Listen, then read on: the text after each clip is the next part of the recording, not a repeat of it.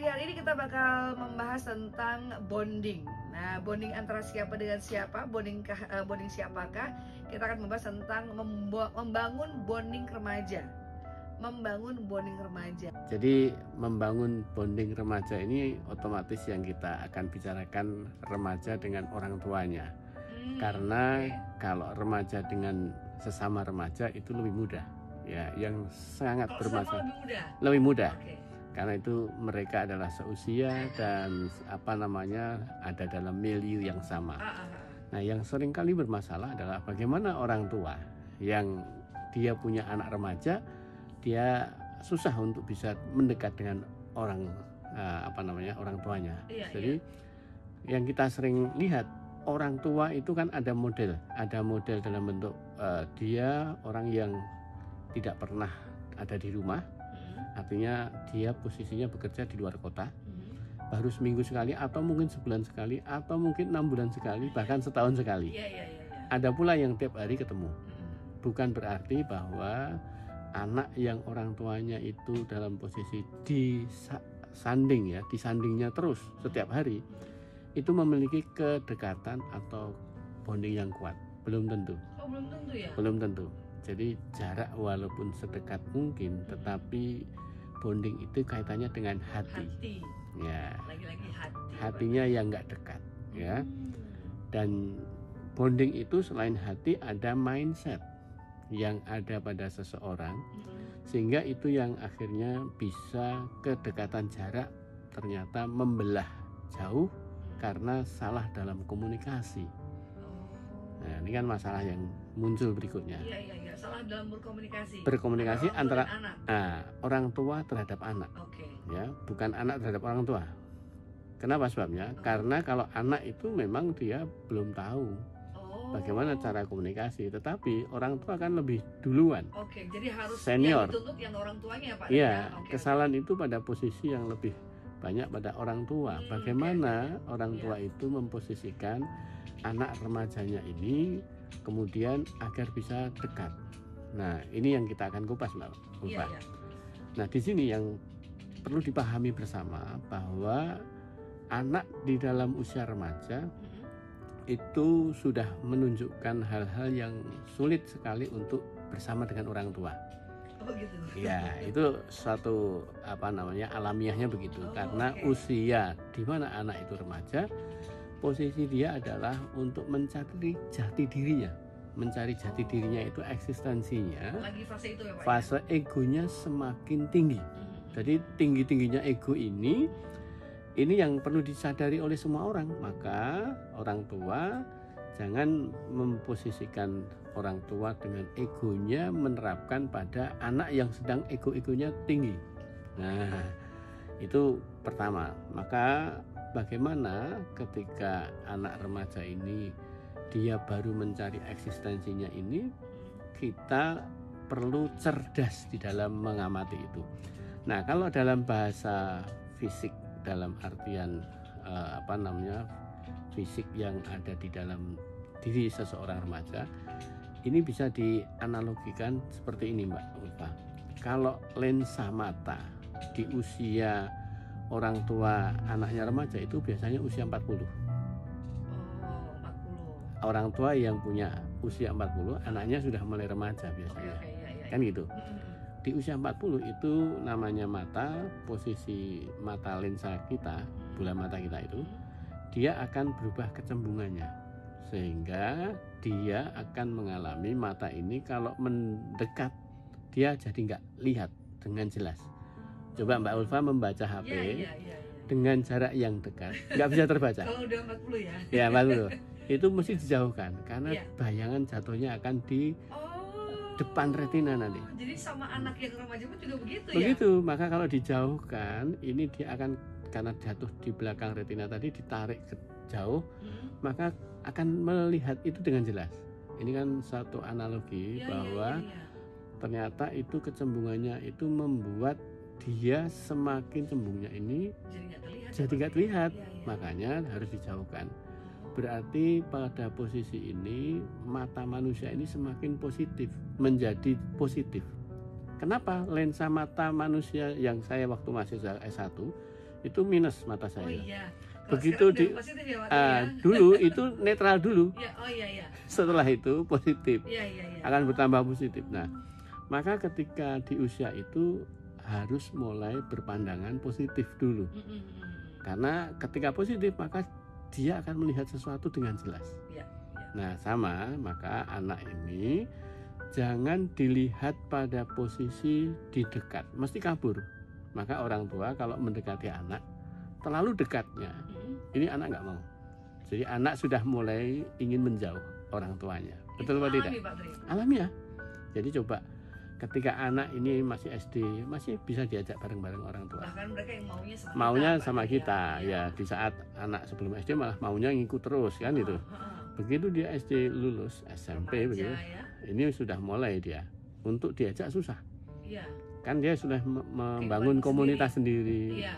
Membentuk aktivitas yang nggak mau diganggu orang tuanya. Nah, ini sebetulnya itu semua anak mengalami seperti itu. Dan secara umumnya itu mengalaminya wajar itu. Nah, sampai sebatas apa, Pak, tadi? Nah, sampai posisinya ketika dia memang melakukan hal apa yang dia komunitaskan itu, hal-hal yang memang terjaga.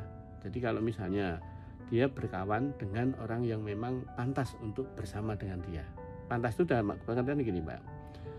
Tidak dalam keadaan kumpul dengan orang-orang yang brutal misalnya. Itu kan sudah kenakalan remaja yang nanti bisa membawa pada ekses yang kurang baik. Ya. Lalu komunitas-komunitas yang positif lainnya, misalnya tadi ada pencinta alam, kemudian hal-hal yang sifatnya remaja masjid, itu tidak ada masalah. Jadi biarkan dia untuk bersosialisasi, berkomunitas, itu membangun sebuah karakter dia nantinya. Nah, bagaimana kita sebagai orang tua itu harus memahaminya begini, Mbak Ulfa. Berikan sebuah kepercayaan dulu kepada anak. Kita seringkali punya keinginan-keinginan, harapan-harapan yang saklek seperti apa yang kuinginkan, anakku harus seperti apa yang kuharapkan ini. Nah, misalnya anakku nggak boleh ini, nggak boleh itu, nggak boleh ini, itu banyak nggak bolehnya. Jadi walaupun demi keselamatan dan ke apa gitu, Pak? Apapun dalam bentuk itu. Makanya tadi koridornya kita terhadap anak ini pembatasannya harus pada demarkasi yang jelas. Contoh yang paling real ya, misalnya anak ini kan kalau laki-laki itu hormon yang ada pada testosteron sudah mulai meningkat. Vasopresinnya juga meningkat. Ini adalah hormon yang ada pada posisi raja, ya, artinya raja itu apa? Penguasa. Laki-laki itu, ya. Perempuan sudah mulai estrogennya naik, ya, kelembutan, ya. Kemudian kalau yang vasopresin itu nanti dia akan menunjukkan jati dirinya itu bisa memiliki rasa tanggung jawab, melindungi dan seterusnya. Jadi sebetulnya dia ingin melakukan segala sesuatu yang sebetulnya itu secara alamiah Allah menciptakan manusia itu sudah pada posisinya yang agar dia terukur, agar dia perhitungan, agar dia itu laki-laki termasuk wanita perhitungan bertanggung jawab ya, maka dia perlu mengekspresikan. Nah, ketika dia mengekspresikan, kita yang sebagai orang yang lebih senior itu hanya mengarahkan saja, tetapi dalam bahasa kepada mereka itu jangan menggunakan bahasa larangan dulu, karena ketika kita sudah melarang itu posisinya akan menjadi anak ini bisa close terhadap kita, menutup diri, tidak mudah bercerita, tidak mudah untuk mengungkapkan sesuatu yang nantinya dia melakukan segala sesuatu di luar ke pengetahuan kita.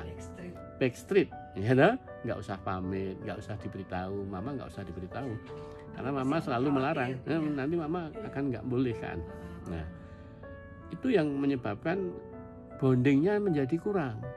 Nah, jadi remaja itu apa yang menjadikan dia punya kesenangan, ya, kesenangan itu sesuatu yang positif ya.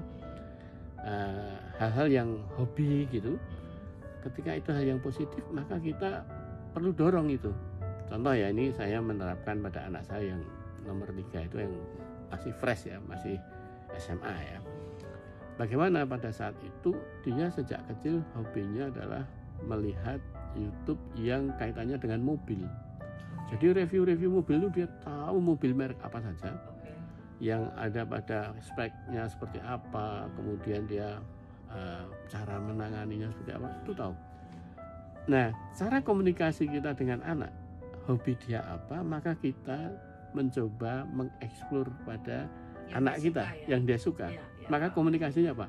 Saya bertanya. Bertanyanya hindari sebuah kenapa. Ya, kata kenapa itu hindari, karena itu membuat dia berpikir keras terhadap sesuatu. Oh iya. Iya. Karena itu nanti kita akan menjadi sulit untuk komunikasi selanjutnya. Maka pertanyaannya adalah kita mempertanyakan dia untuk memancing dia bercerita tentang apa yang dia punya hobi tadi, bisa mengeksplor apa yang dia punya pengetahuan. Contohnya, Dek, kalau mobil yang seperti itu tuh merek X misalnya, lalu kemudian ayah tuh sebetulnya suka mobil kayak gitu, itu punya kelebihan, punya kelemahan apa? Wah, dia akan cerita. Dia akan mengeksplor cerita. Bahagia, excited. Nah, karena apa? Dia akan memberikan sebuah eksistensi dirinya, punya kelebihan ini orang tuanya nggak punya, dia akan berikan. Ini kemudian dia akan terjadi begitu. Coba kalau kita nggak pernah membuat pertanyaan yang sifatnya menumbuhkan rasa kepercayaan dia tentang apa yang dia sudah ketahui, apa yang sudah dia lakukan selama ini kemudian dia akan bangga terhadap itu. Nah, anak ini butuh sebuah saluran pengakuan. Nah, kita memberikan peluang dia, kita akui. Kemudian kita konsultasikan kepada anak. Ini apa? Membuat anak ada rasa dekat. Coba kalau kita nggak pernah ketemu, kemudian ketemu sekali langsung membuat larangan. Nak, kamu tuh harus begini, mengharuskan begini begitu, itu anak mesti lari. Oke. Kalau yang dicontohkan Pak Tri tadi, itu kan menurut saya pribadi ini kayak karena konteksnya saya pengen tanya pribadi Pak. Kalau hobi-hobi yang seperti itu, insya Allah saya akan dukung. Pertanyaannya adalah kalau misalnya anak nanti punya hobi-hobi yang ekstrim, yang dirasa untuk keselamatannya agak gimana gitu, nanti bagaimana sikap orang tua ya Pak Tri ya? Siap.